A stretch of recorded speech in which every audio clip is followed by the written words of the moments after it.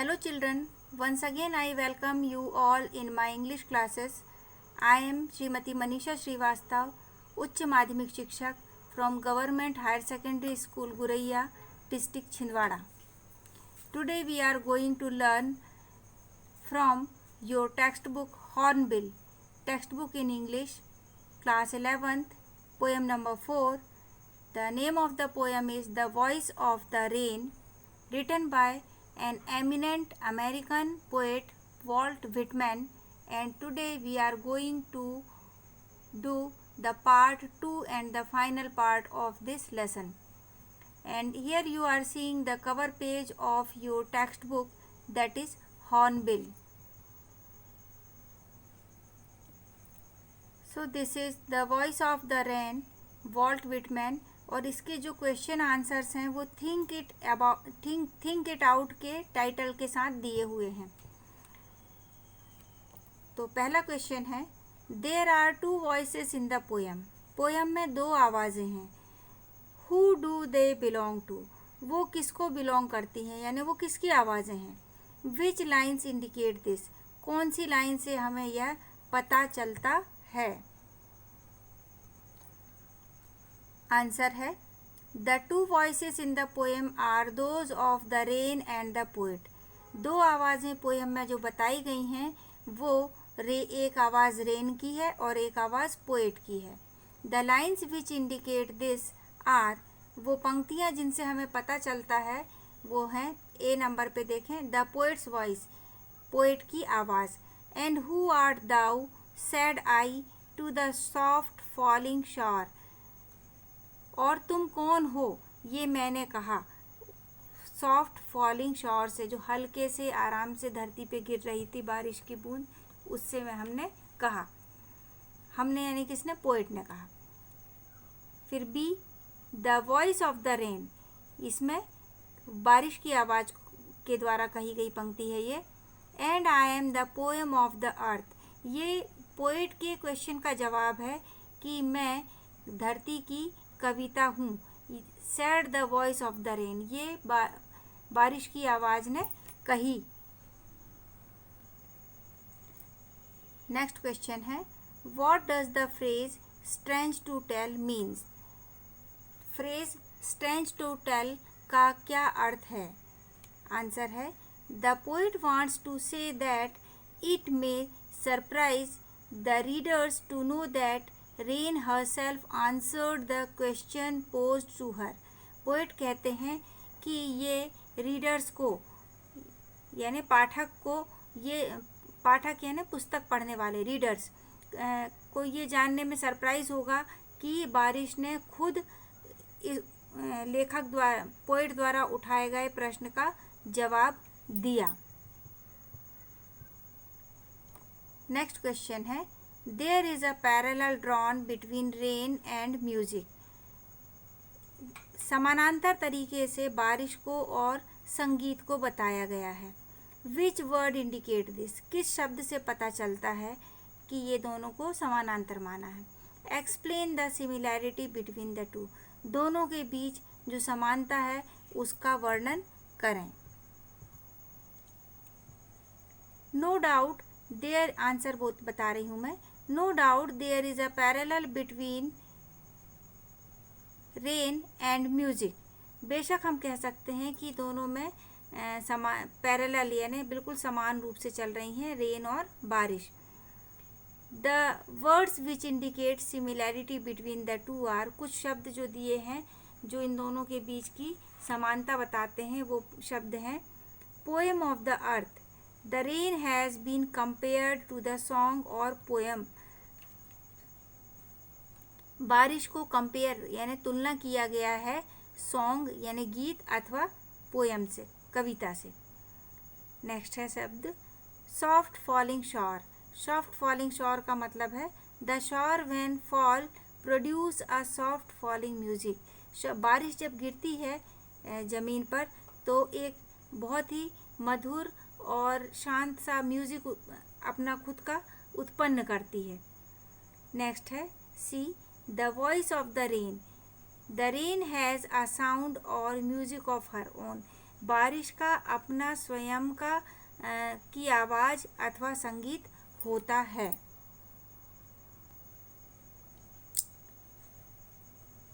How is the cyclic movement of rain brought out in the poem? Poem में बारिश का चक्रीय गति कैसे बताई गई है? साइक्लिक मूवमेंट यानी चक्र की तरह गति कैसे बताई गई है? Compare it with what you have learned in science. आप इसकी तुलना करें उस वाटर साइकिल से जो आपने विज्ञान में पढ़ा है। आंसर है Walt Whitman describes the cyclic movement of the of the rain. Walt Whitman cyclic movement बता रहे हैं, चक्रीय गति बता रहे हैं बारिश की। First of all she rises out of land. सबसे पहले बारिश जो है वो ज़मीन से उठती है। And the bottomless sea in the form of water vapours. ज़मीन से और अनंत गहराई वाले समुद्र से उठती है वाटर वेपर यानी वाष्प के रूप में। In the sky she cools down and takes the form of shower. Sky में, आकाश में जाके वो ठंडी होती है और वहाँ पर वो शावर का रूप ग्रहण करती है। The showers fall back to the place of its origin. और जो शावर्स रहती हैं, पानी की बूंदें रहती हैं, वो वापस गिरती हैं अपने उद्गम स्थल, प्लेस ऑफ ओरिजिन मतलब उद्गम स्थल पर वापस गिरती हैं। Hence the cycle is complete. और इस तरीके से चक्र पूरा होता है। नेक्स्ट क्वेश्चन है why are the last two lines put within brackets? Poem जो हमने पढ़े थे, आपने ध्यान दिया होगा, अंतिम की 2 लाइनें ब्रैकेट के अंदर लिखी हुई थी, मतलब विशेष रूप से लिखी गई थी। अन्य पंक्तियों के साथ वो स्टैंजा के फॉर्म में नहीं थी। तो आंसर है the last 2 lines put within brackets give an extended meaning to the poem. अंतिम की 2 पंक्तियाँ जो ब्रैकेट में लिखी गई थी वो पोएम को, कविता को और विस्तारित अर्थ देती हैं। एक्सटेंडेड यानी विस्तार वाला अर्थ देती हैं। Here the poet comments on the music of the rain.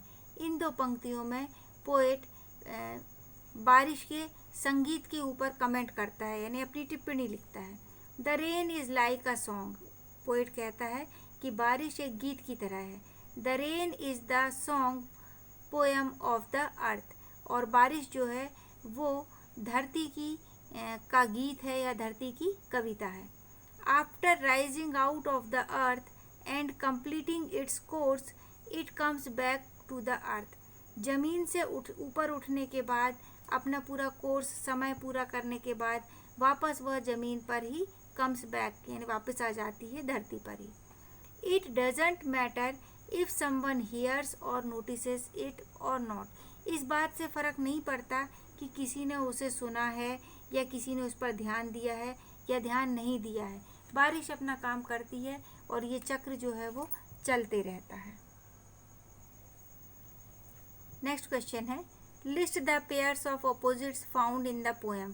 Poem में अपोजिट वर्ड्स दिए हुए हैं, कुछ एक साथ आए हैं, उनको हमें लिखना है। तो आंसर है pairs of opposite found in the poem. Pair यानी जोड़े दिए गए हैं अपोजिट वर्ड्स के। वो हैं पहला लैंड एंड द बॉटमलेस सी। ज़मीन और जिसके ज़मीन ना हो ऐसा वाला समुद्र। बॉटमलेस यानी जिसमें गहराई ही बढ़ती ही जाती है, जिसका कोई थाह नहीं है। तो ये दोनों एक दूसरे के अपोजिट हुए। बी डे एंड नाइट, दिन और रात, ये भी एक दूसरे के अपोजिट हैं।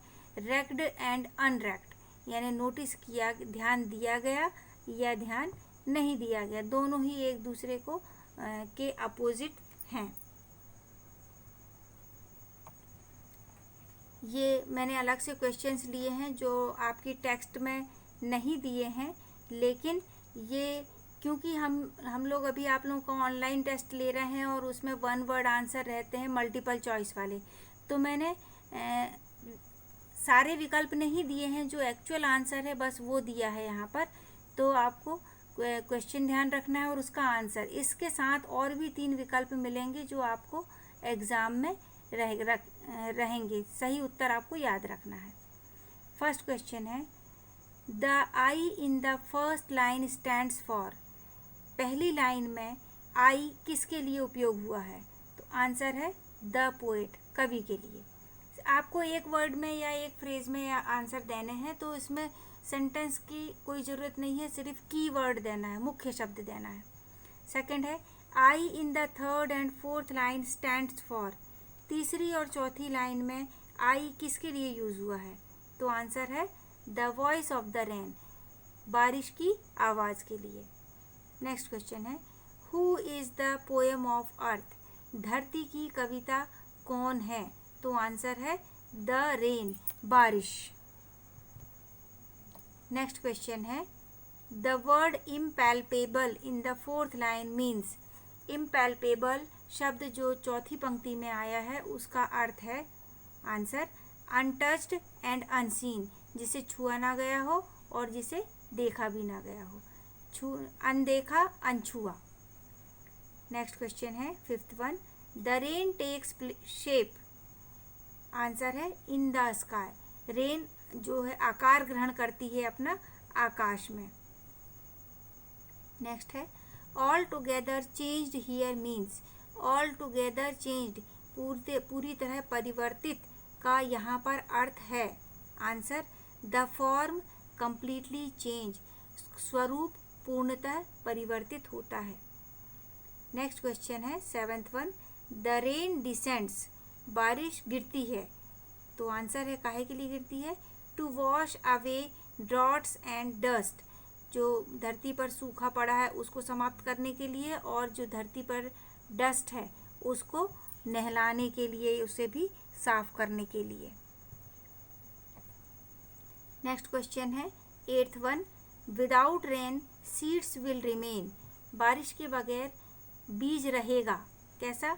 Hidden and unborn. आंसर है छुपा हुआ और उसका जन्म भी नहीं हो पाएगा, मतलब वो जर्मिनेट नहीं हो पाएगा, पौधा नहीं बन पाएगा, वृक्ष नहीं बन पाएगा। Question number 9 the place of origin of the rain is. धरती के उद्गम स्थल है आंसर है द अर्थ, जमीन। धरती का उद्गम स्थल जमीन है। 10th what does the rain do to the place of its origin. बारिश अपने उद्गम स्थल के लिए क्या करती है? Answer it beautifies and purifies it.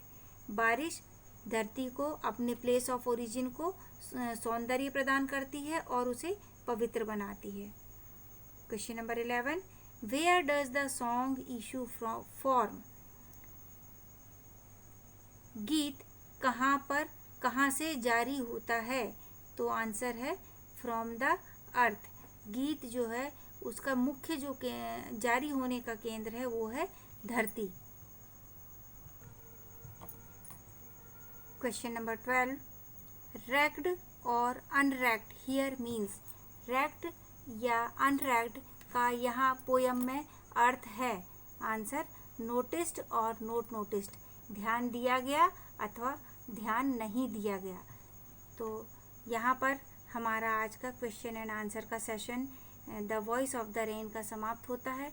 इसमें मैंने आपको टेक्सचुअल क्वेश्चन भी दिए और साथ ही मल्टीपल चॉइस वाले क्वेश्चंस का जो आंसर है वो मैंने आपको बताया। तो उम्मीद है आपको वीडियो पसंद आया होगा। यदि आपको वीडियो पसंद आ रहा है और आपको उपयोगी महसूस होता है तो अपने साथियों के साथ इसे शेयर करें, लाइक करें, साथ ही चैनल को सब्सक्राइब कर लें ताकि आपको मेरे आने वाले वीडियोस का नोटिफिकेशन तुरंत मिल जाए। Thank you, have a great day.